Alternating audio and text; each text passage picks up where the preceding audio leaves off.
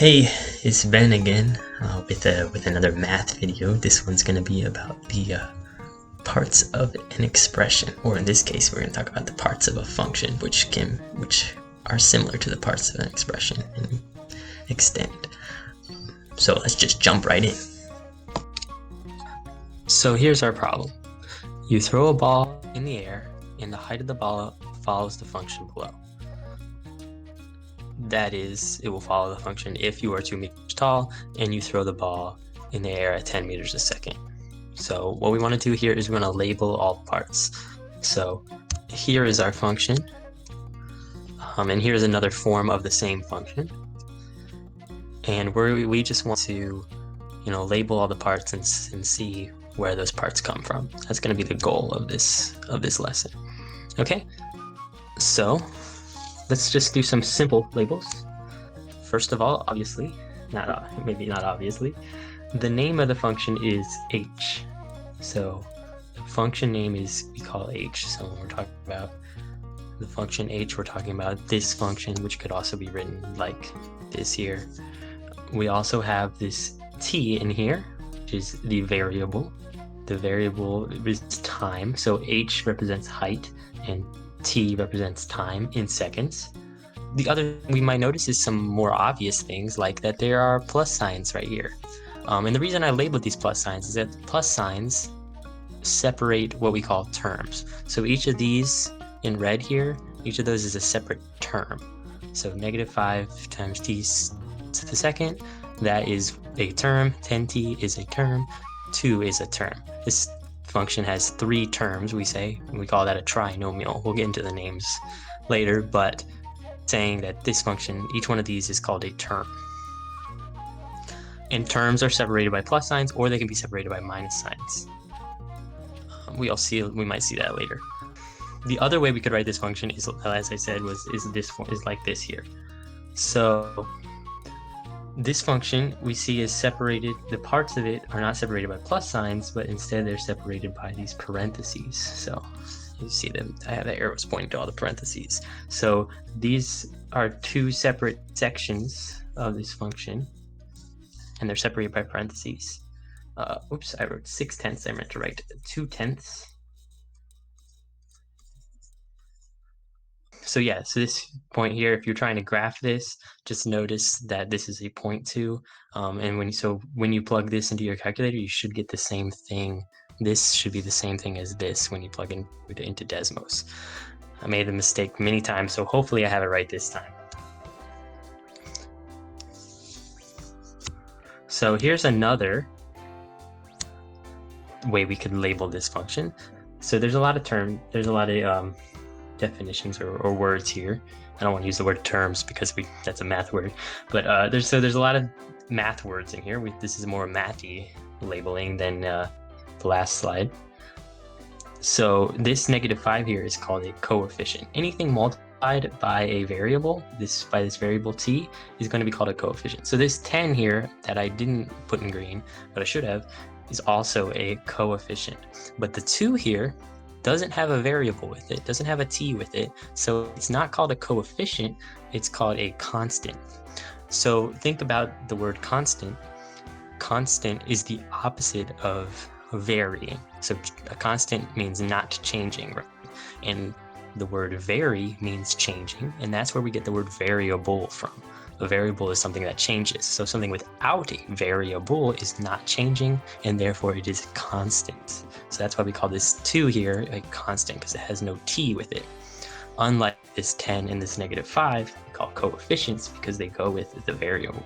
And now you'll notice that these two, the -5 term and the 10 term, are separated. They're different terms because this t has a 2.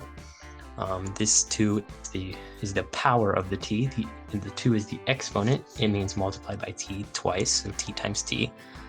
So if we were to write this out, it would be -5 times t times t. And so this exponent also is another way to separate these terms. So t squared, the exponent here is 2. We can have any number as our exponent, even complex numbers, which we haven't talked about yet, but we can have any number as our exponent. Okay. Then we also, looking at the bottom version of the function, we have separated, oops, my bracket didn't get it, but we better separated this different pieces with the bottom. So what we call this piece of it, separated by a parentheses, is a factor. And so factors are things that we multiply together. So if we were to multiply all of this out, we would get the top thing. And so factors are what we multiply by. Another word that I want to draw your attention to is the word radicand. So a radicand is anything that we take the root of. So in order to symbolize the root, we use this symbol, which we call a surd. The surd just means take the root of. Here it means take the square root of, but we could also take the third root or the fourth root. But here we're taking the square root because we don't have a number there. So anything we're taking the root of, anything under this surd, if we were to be proper, we would have like an extension there. So anything under the surd is called a radicand. That's the important. I don't really care if you know the word surd. I more want you to remember the word radicand. Okay.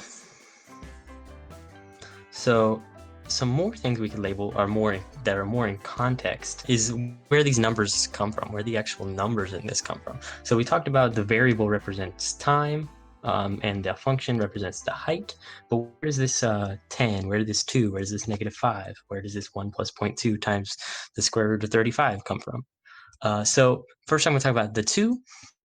The 2 is the initial height. So remember from the problem, we said that you were 2 meters tall. So this 2 represents 2 meters tall. You start out 2 meters tall. And you'll notice that at time 0, so when there's 0 seconds have passed, this term would go away, and this term would go away, because it would be multiplying by 0, and then we would just have 2 left. So at time 0, the height, the function height, is going to be equal to 2. So that's why 2 is there. That's our initial height. And we'll see more about that in different representations of this function. The next number here is the initial velocity. So remember from the problem, the initial velocity was 10 meters a second. And so we want to remember, we put that in this problem is the 10 here. So the velocity of the thing is changing, and it changes with time. We can see that because we take the initial velocity and we multiply it by time. And velocity is written in meters per second. Let me fix my M there. Meters per second. And when we multiply meters per second times time, which is in seconds, we have a divided by seconds and a multiply by seconds, and so those cancel out and we just get meters. So then this gives us this will give us meters. And similarly for this term here, so this -5 is not in the original problem, but -5 is something that we will always see when we're throwing stuff on Earth. So we call the gravitational constant, that is a number that specifically applies to Earth, and it's 9.8 meters per second squared. So when you're on Earth, the force of gravity is pulling you down at this acceleration here. So this is an acceleration. So a force gives you is a mass times acceleration. You may have heard that before. So this is the acceleration that the force of gravity gives you. So in this problem, in functions like this, where we're talking about throwing a ball, we want to use 1/2 of this gravity constant. And since I wanted to make the numbers a little better, I rounded this to 10. And so, or I guess it should be -9.8, so -10. So at half of 10 would be -5. It would technically be -4.9. So it should be -4.9, but I decided to round to -5 because it's just a lot easier to work with. And it's already looking kind of complicated because we go down to here and we see this in purple here. We see the x-intercepts. So maybe you know what x-intercepts are already, but I think that these x-intercepts are actually important to talk about because they have an important real-world application in this problem. And so we want to talk about that. We're going to get to that in a second when we look at the graph, but it's important just to know that these numbers aren't coming from nowhere. These numbers are part of the problem. So this 2 is your initial height. This 10 is your initial velocity, and this -5 here is half of the gravitational constant, which is on Earth is negative 9.8 meters per second squared. On the moon, it would be a different number. On Mars, it would be a different number. But on Earth, because we live on Earth right now, it's going to be this. And if you know physics, if you were learning physics or studying physics, you're going to see this number come up all the time. And you can even see where we get it from. Okay, so now let's look at the graph. So first, I just want to look at the graph, just how it looks, what kind of feelings we initially get from it. My favorite thing about this graph is that it's just kind of like goes up and comes back down, and it's like it kind of follows, like if this was you, you know, you're a very skinny stick person with really long legs, and you throw the ball up. All right, there's your ball. You throw the ball up, you kind of would expect it to kind of follow this curve, like it would go up and then come back down. And so that's kind of, that's what the graph shows us, is that the ball just kind of goes up and comes back down. Which is actually really interesting because there's a lot of features of this graph that will tell us some important things about this. But one more thing before we move on to those features, I just want to talk about how this graph is, if we draw like a line straight down the middle here, we can see that this graph is symmetric. It's symmetric over this line. Which is nice. We're gonna see a little bit more about that symmetry when we look at a table of this function.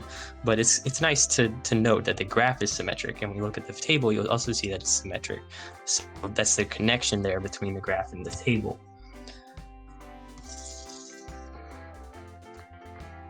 So here's some important, more math words for what's going on in this graph. We'll talk about the real-world applications in a minute. But first, we want to look at the math, and we just want to take this as a thing that we just discovered in math world. So we'll notice that the y-intercept here is at 2, and you'll remember that when we plugged in 0 for t, we got the number 2. So when our independent variable is 0, that the independent variable is this here, the x, you might say, is 0, then our function y gives us 2. So we see that in the graph.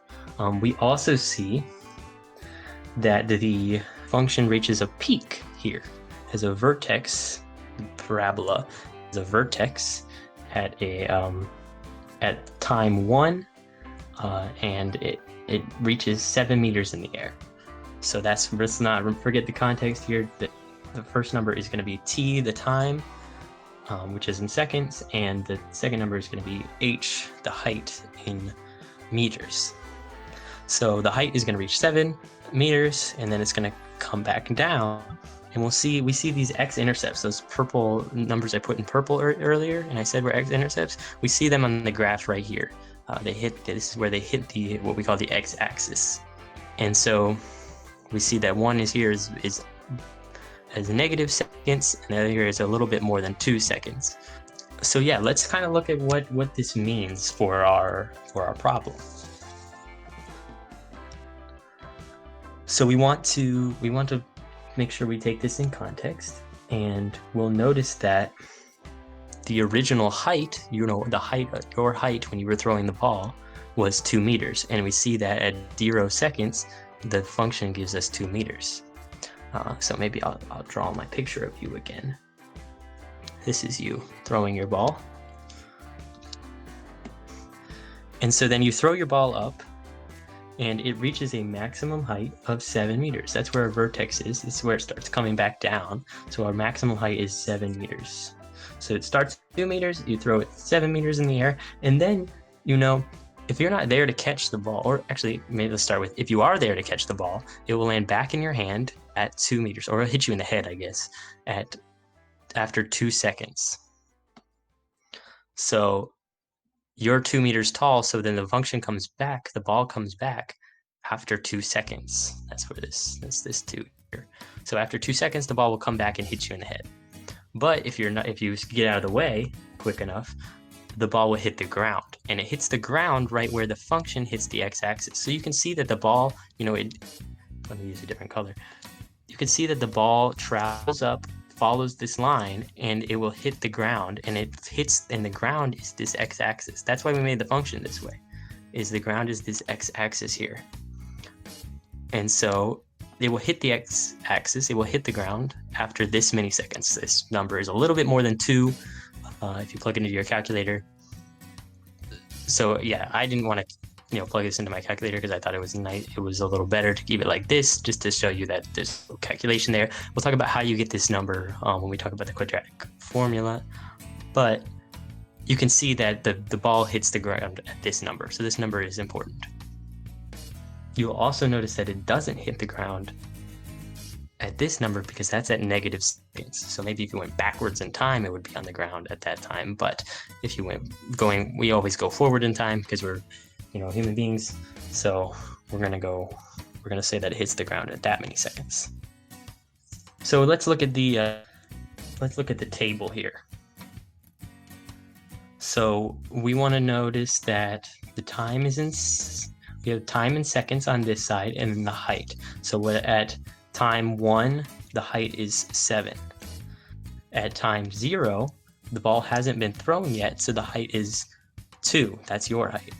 And halfway between that, the ball is going up in the air and it starts to reach its peak. And so after a half a second, it gets to 5.75 meters above the ground, which you'll notice is 3.75 more meters than here.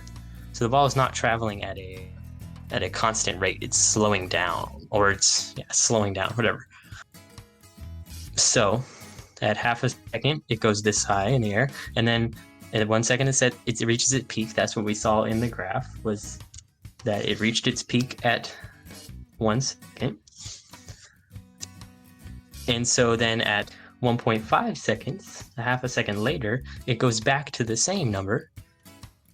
And then at 2 seconds, like we saw in the graph, we see that it reaches back onto your head at 2 seconds. And then I put this number in here, even though it doesn't fit the pattern, just to show you that it hits 0 meters above the ground, which 0 meters above the ground means it hits the ground at this weird number here, a little bit more than 2. And then we see at 2.5 seconds, it goes into the ground and goes -4 meters below the ground. So I guess if you're like standing next to the ocean and you throw the ball into the ocean, it would go under the ground. But normally this number would just not make sense, and we would just throw this out because it just doesn't apply in this situation. But there is situations where it could apply. But it's important to keep this in context because we might use this number if we didn't know about the context. So what I was talking about earlier with the symmetry of the graph, we kind of see that here. You'll see that we have 2 here and 2 here.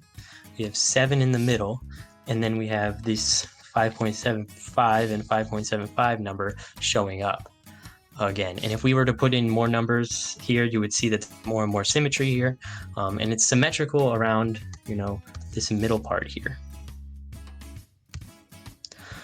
So we also see all the things that we were talking about in the other 2 forms, in the function form and in the graphic form. We see that the original height was 2 meters, so at 0 times 0, the height is 2 meters.